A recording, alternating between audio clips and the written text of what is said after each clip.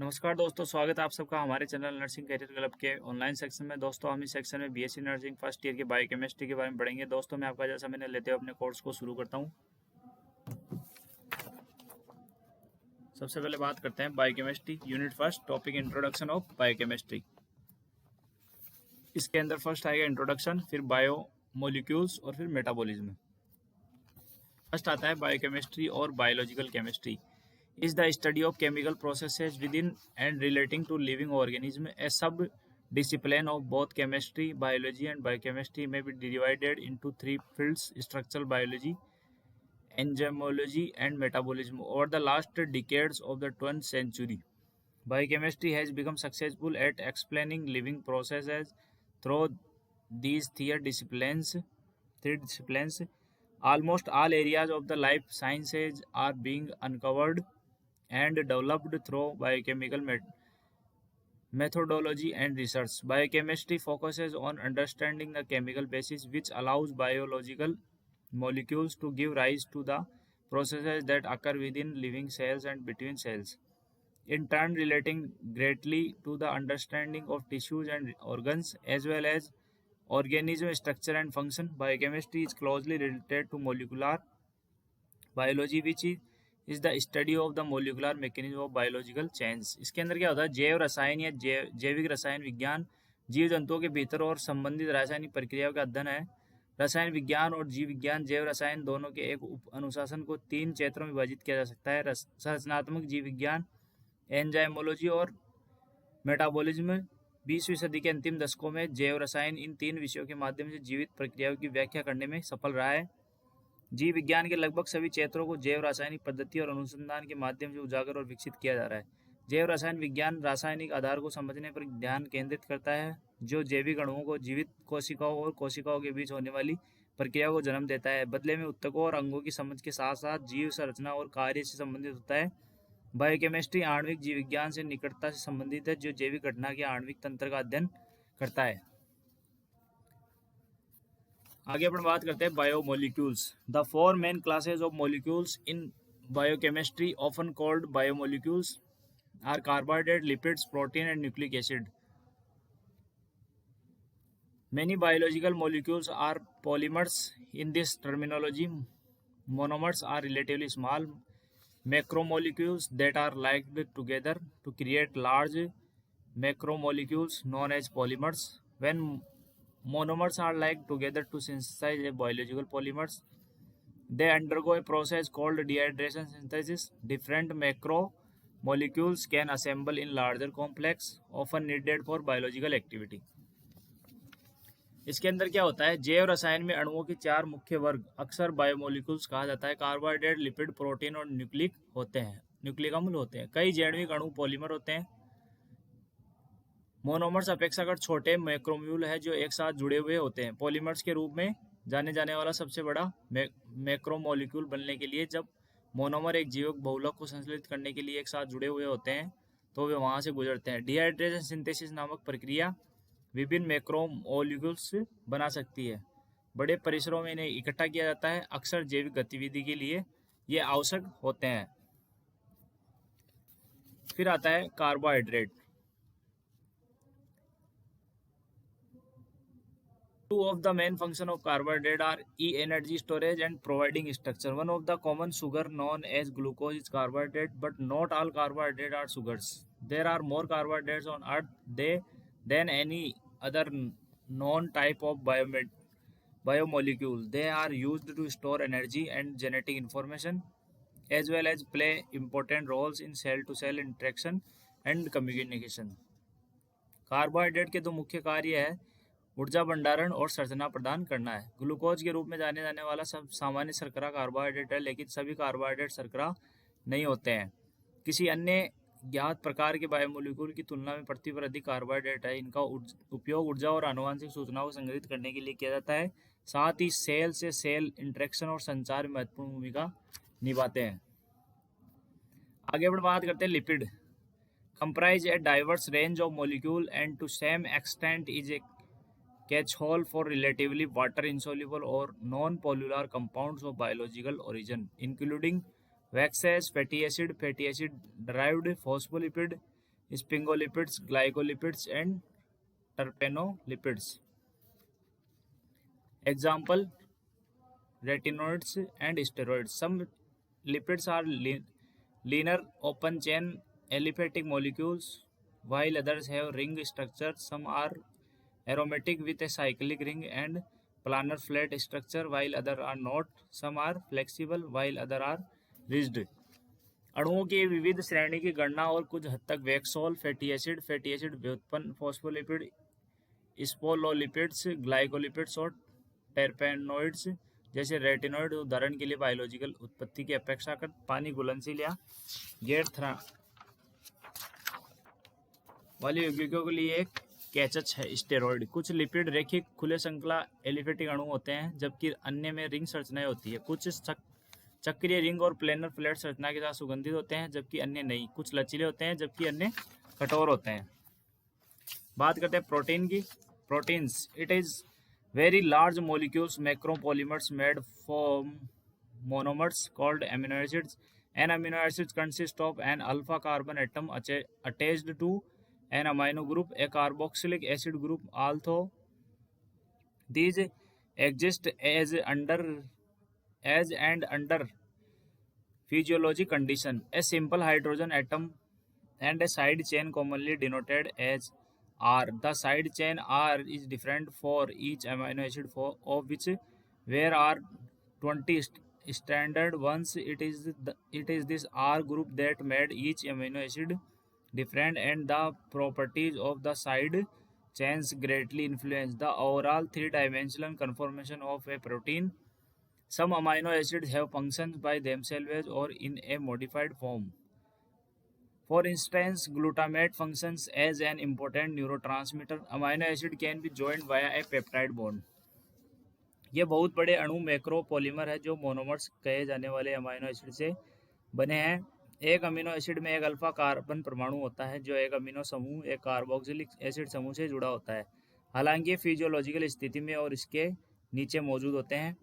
एक साधारण हाइड्रोजन परमाणु एक साइड चेन, जिसे आमतौर पर आर साइड चेन के रूप में चिन्हित किया जाता है।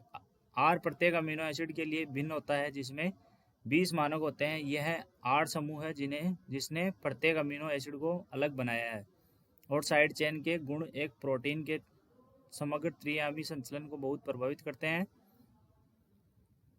कुछ अमीनो एसिड में सव्य या संशोधित रूप से कार्य होते हैं। उदाहरण के लिए ग्लूटामेट एक महत्वपूर्ण न्यूरोट्रांसमीटर के रूप में कार्य करता है। अमीनो एसिड एक पेप्टाइड बॉन्ड के माध्यम से जुड़ सकता है।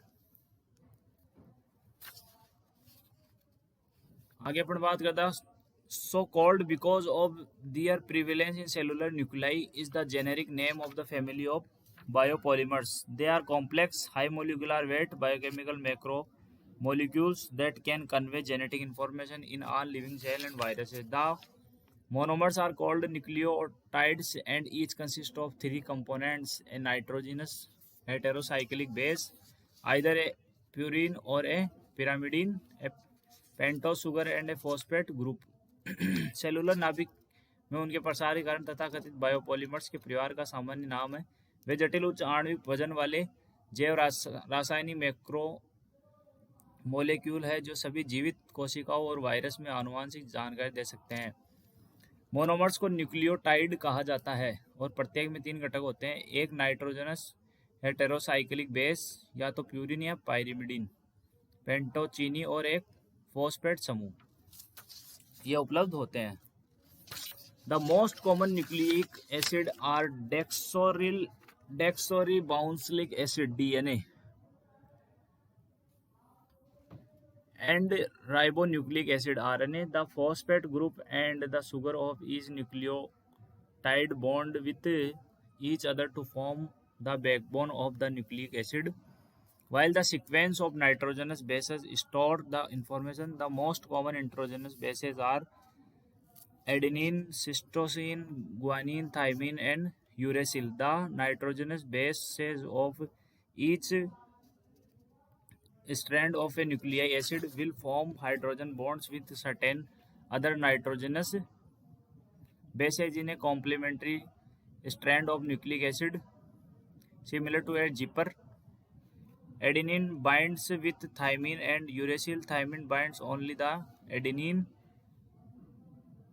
and cysteine and guanine can bind only with another adenine and thymine. And adenine and uracil contains two hydrogen bonds, while hydrogen bonds formed between cytosine and guanine are the 3 number. Thymine occurs only in DNA and uracil occur in RNA. इसके अंदर क्या होता है, सबसे आम nucleic acid राइबोक्सिल nucleic acid होता है जो डीएनए होता है, और ribo nucleic acid RNA. Phosphate समूह और प्रत्येक न्यूक्लियोटाइड बंधन की एक दूसरे के साथ न्यूक्लिक एसिड की रीढ़ की हड्डी बनाते हैं, जबकि नाइट्रोजनस अड्डों का क्रम जानकारी संग्रहित करता है। सबसे आम नाइट्रोजनी base adenine, cytosine, guanine, thymine और यूरेसिल है। न्यूक्लिक एसिड के प्रत्येक स्ट्रैंड के नाइट्रोजन बेस न्यूक्लिक एसिड एक जिपर के समान होता है, जो पूरक स्ट्रैंड में कुछ अन्य नाइट्रोजन गैसों के साथ हाइड्रोजन बॉन्ड बना हुआ होता है। एडेनिन थाइमिन और यूरेसिल के साथ बांधता है। थाइमिन एडेनिन के साथ ही बनता है, और साइटोसिन और गुआनिन केवल एक दूसरे के साथ बंधे होते हैं। एडेनिन और थाइमिन और एडेनिन और यूरेसिल में 2 हाइड्रोजन बॉन्ड होते हैं, जबकि साइटोसिन और गुआनिन के बीच गठित हाइड्रोजन बॉन्ड संख्या में 3 होते हैं। थाइमिन आरएनए में केवल डीएनए और यूरेसिल में होता है। Aside from the genetic material of the cell, nucleic acid often play a role as a second messenger, as well as forming the base molecule for adenosine triphosphate ATP, the primary energy carrier molecule found in all living organisms. Also, the nitrogenous base is possible in the two nucleic acids are different. Adenine, cytosine, and guanine occur in both RNA and DNA, while thymine occurs only in DNA and uracil occurs in RNA. Cell की आनुवंशिक सामग्री के अलावा nucleic acid अक्सर दूसरे messenger के रूप में एक भूमिका निभाते हैं। साथ ही साथ सभी जीवित जीवों में पाए जाने वाले प्राथमिक ऊर्जावाहक अणु एडेनोसिन ट्राइफॉस्फेट एटीपी के लिए आधार अणु बनाते हैं। इसके अलावा 2 न्यूक्लिक एसिड में संभव नाइट्रोजन युक्त आधार अलग है। एडेनिन, साइटोसिन और गुआनिन आरएनए और डीएनए दोनों में होते हैं, जबकि थाइमिन केवल डीएनए में होता है और आरएनए में यूरेसिल होता है। आगे अपन बात करते हैं प्रैक्टिस क्वेश्चन की। The function of A protein is determined primarily bye. जो प्रोटीन का कार्य होता है सबसे पहले कौन करता है?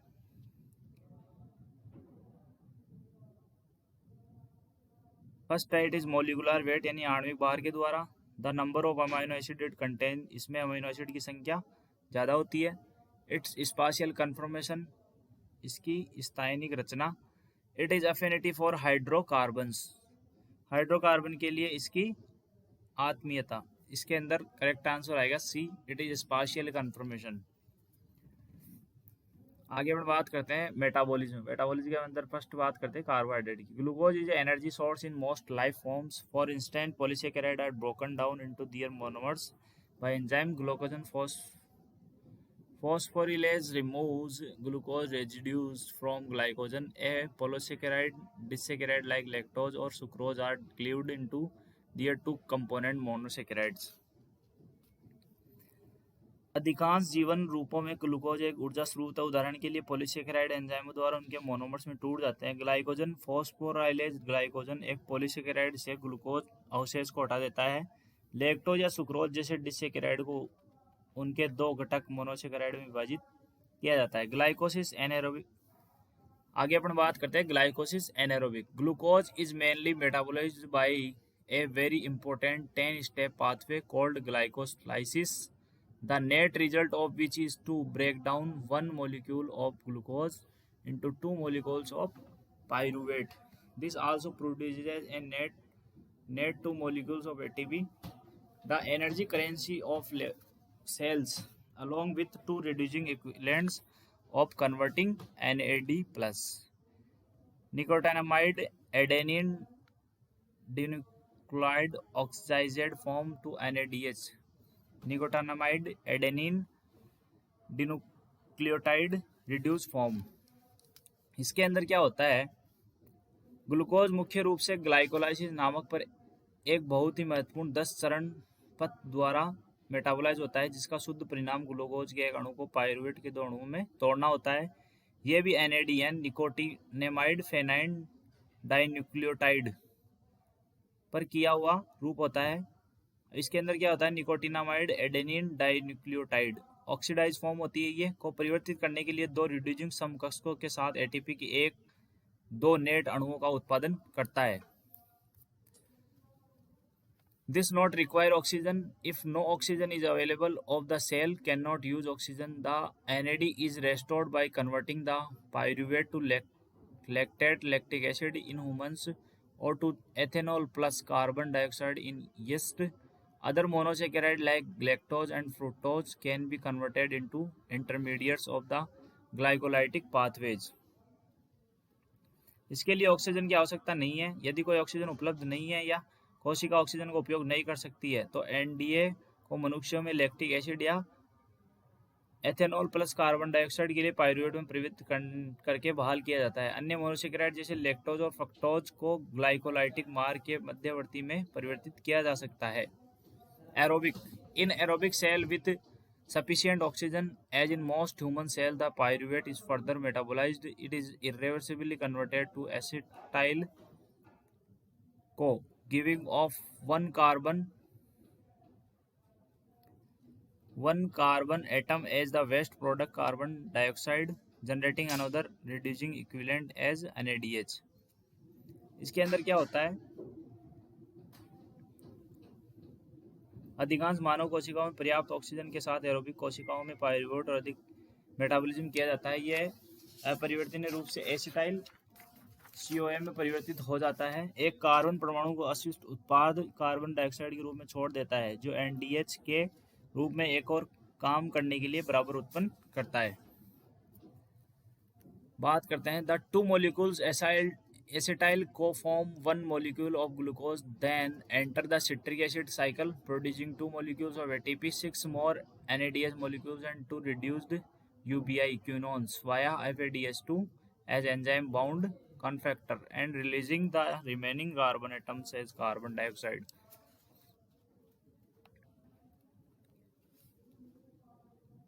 ग्लूकोज के एक अणु से 2 अणु एसिटाइल CoA तब साइट्रिक एसिड में चक्र में प्रवेश करते हैं। ATP के 2 अणु पैदा करते हैं, 6 और NDH अणु और 2 कम OB क्यूनोन्स एंजाइम बाध्य कोफैक्टर के माध्यम से FADH2 और शेष कार्बन को जारी करते हैं। कार्बन डाइऑक्साइड के रूप में परमाणु पाए जाते हैं।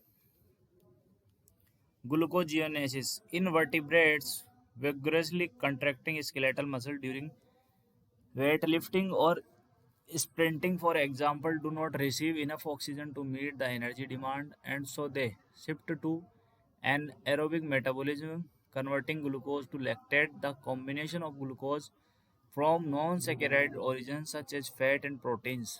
This only happens when glucogen supplies in the liver are worn out. कशेरुकों में स्प्रिंटिंग के दौरान कंकाल की मांसपेशियों शक्ति से अनुबंधित करना, उदाहरण के लिए ऊर्जा की मांग को पूरा करने के लिए पर्याप्त ऑक्सीजन प्राप्त नहीं करते हैं और इसलिए वे एनारोबिक मेटाबॉलिज्म में स्थानांतरित हो जाते हैं। ग्लूकोज को लैक्टेट में परिवर्तित कर देते हैं। ग्लूकोज का संयोजन गैर कार्बोहाइड्रेट मूल से जैसे वसा और प्रोटीन, ये केवल तब होता है जब जिगर में ग्लाइकोजन की आपूर्ति खराब हो जाती है। जिगर यानी लीवर में आपूर्ति खराब हो जाती है। The pathway is a crucial reversal of glycolysis from pyruvate to glucose and can utilize many sources like amino acid, glycerol, and Krebs cycle. Large scale protein and fat catabolism usually occur when those suffer from starvation or certain endocrine disorder. इसके अंदर क्या होता है, मार्ग pyruvate से glucose तक glycolysis का महत्वपूर्ण उल्टा और अमीनो एसिड, ग्लिसरॉल और क्रेब्स साइकिल जैसे कई स्रोतों पर का उपयोग कर सकते हैं। बड़े पैमाने पर प्रोटीन और वसा अपचय आमतौर पर तब होता है जब भूखमरी या कुछ अंतःस्रावी विकारों से पीड़ित हो। आगे बढ़ बात करते हैं practice question. Non enzymatic glycosylation और glycation creates glycoproteins by non zymatic glycolysis द्वारा ग्लाइकोप्रोटीन बनाता है। तो इसमें कौन बनाता है, chemical addition of sugars to polypeptides. Polypeptides में शुगर का रासायनिक जोड़ क्या बनाता है? Glycosylation of glycine create, glycoproteins क्या करता है? क्रिएट करता है।